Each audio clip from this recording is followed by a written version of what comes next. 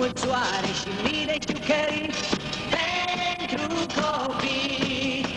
În lumea cu povești și flori veți întâlni numai copii. Și o lume a inocenței, păstrați-o orice ar fi pentru copii.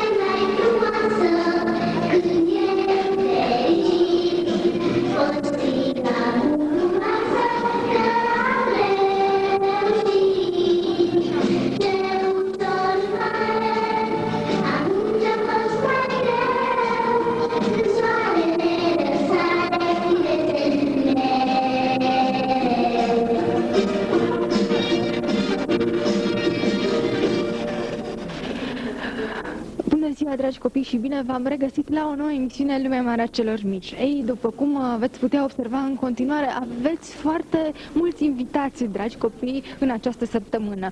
Și de ce am venit tocmai aici, la Cuvin? Pentru că cele două gemene pe care le știți, Ana și Maria Jula, ne-au invitat să ne cunoaștem prietenii din județ. Haideți mai întâi să îi cunoaștem și să vedem care este cea mai mică protagonistă. Să vedem cine ne prezintă mai întâi. Ea este Tania.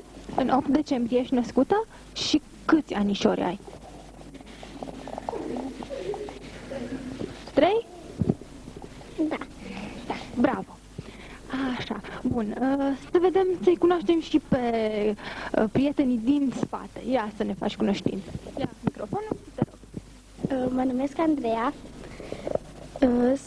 Sunt prietena lui Ana și a lui Maria. Ea este Ana și este Maria. Sunt foarte bune, prietenoase și deștepte. Așa, ne bucurăm de cunoștință, să vedem pe cine mai avem în spate. Hai să te cunoaștem și pe tine. Mă numesc Florina, am 11 ani, sunt din Cuvânt și sunt prietenă cu Ana și cu Maria de când au venit în Cuvânt. Voi sunteți la școală. Haideți puțin mai aproape ca să putem să legăm o conversație mai ușor. Sunteți la școală, nu? Da. Cum e la școală în Cuvânt? Deci acum sunt în Gheoroc, am fost la... Și foarte bine. Ce învățați? Ce materii învățați? Și cum te descurci? Să înțelegi că faci navetă, nu? Da, fac din Cuvânt până în Gheoroc, cu bicicleta sau pe jos, chiar și cu mașina. În timpul iernii cum te descurci? Probabil mă duc cu mașina sau pe jos. Spune-mi de cât timp sau tu nu faci dansuri? Am făcut dansuri, dar m-am retras. De ce? N-am mai făcut cine dansa. Dar acum că s-a întrunit trupa, e momentul să te apuci din nou, nu? Nu se știe. Hai să vedem cum te numești. Eu mă numesc Dragomir Bogdan Paul, am 9 ani și sunt prietenă cu Ana și cu Maria. Și tu ești, păi foarte multe cunoștințe au Ana și Maria în zonă. Da. Așa. Și tu ești la școală. Eu da. În Gheoroc, în Cuvânt? Aici în Cuvânt. Și cum e la școală? Bine. Da? Te descurci? Da. Bun. Hai să te cunoaștem și pe tine. Eu mă numesc Burza Bogdan Alexandru, sunt din Cuvânt, am 9 ani, sunt născut în 7 decembrie, merg la școală la Cuvânt și de când a venit Maria și Ana la Cuvânt, mi-s prieten cu ele. Îți faci dansuri, nu? Da. Cum e să dansezi? Bine. De când ai început? De vreo lună, două. Cred. Și te descurci? Da. Ai și parteneră? Da. Ia să te cunoaștem.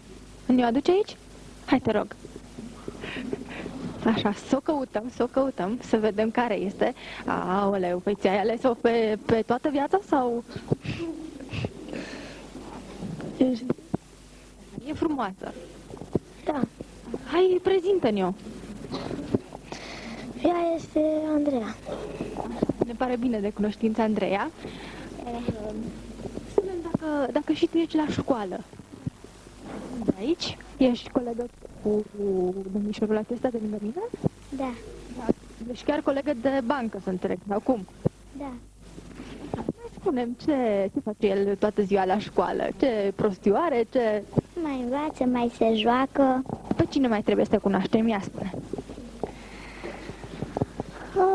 De mai mulți. Pe Valentin Petrovai. Așa, hai du-ne la el. Era bună, eu sunt Mari. Eu sunt Petrovai Valentin Ioan. Și câți ani ai? Am 10 ani. Așa, ești și tu la școală, cred, nu? Da. Pe Casa Patra. Așa, și ce învățați voi la școală, ia spune? Istorie, geografie, matematică, română, științe. Da, tot timpul îți șoptesc colegii? Și când răspunzi la... Nu. Nu? Atunci toată lumea tace, nu? Da. Spune-mi cu educația fizică cum te descurci. Eu cu educația fizică mă descurc bine. Joci un fotbal? Da. Așa. Care e materia ta preferată, vreau să știu. Și de ce? Materia mea preferată este religia.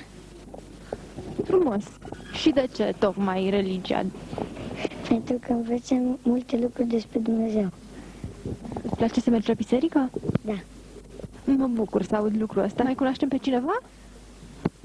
Pe Raluca. Așa. Hai, Raluca.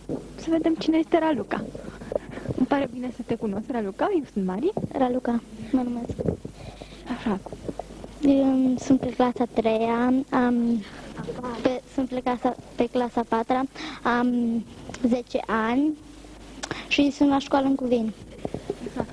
Ai un port foarte frumos. Știi din ce este alcătuit așa, în mare, să zic?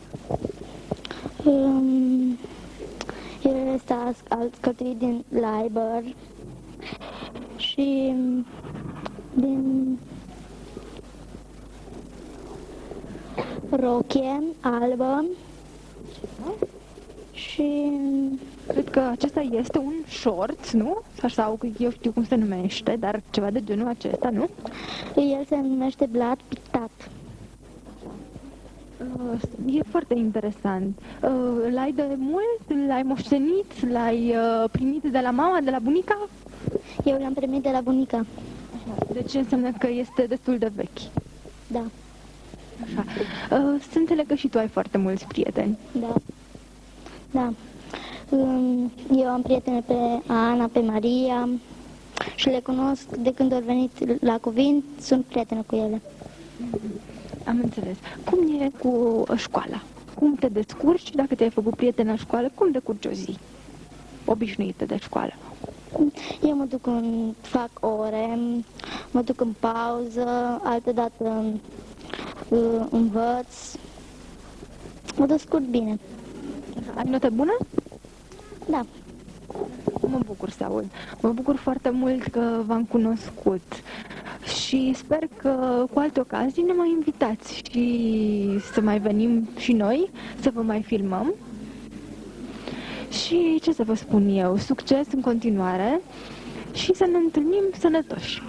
Mulțumim. De când nu ne-am mai întâlnit, ce ați mai făcut? Am venit aici în Cuvin, ne-am scos album pe piață, am mai plecat în Austria. Așa, și cu ce album? Cred că este primul, nu? Da, care conține și negative și are 13 piese. E un album destul de îndrăzneț pentru vârsta voastră. Da. Așa, deci ați spus că ați fost plecate în Austria. Ce ați făcut acolo? Acolo am cântat la 2 spectacole și am avut foarte mult succes. Cu școala cum merge? Bine, învățăm foarte bine. Dar mai aveți să îmi spuneți încă ceva? O chestie, o treabă care s-a întâmplat acum, recent. Adică chiar astăzi. Este vorba despre o propunere de...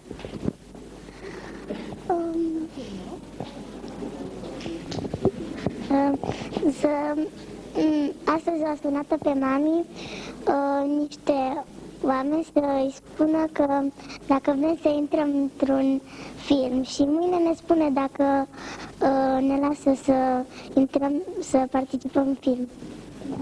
V-ați dori? Da. Da.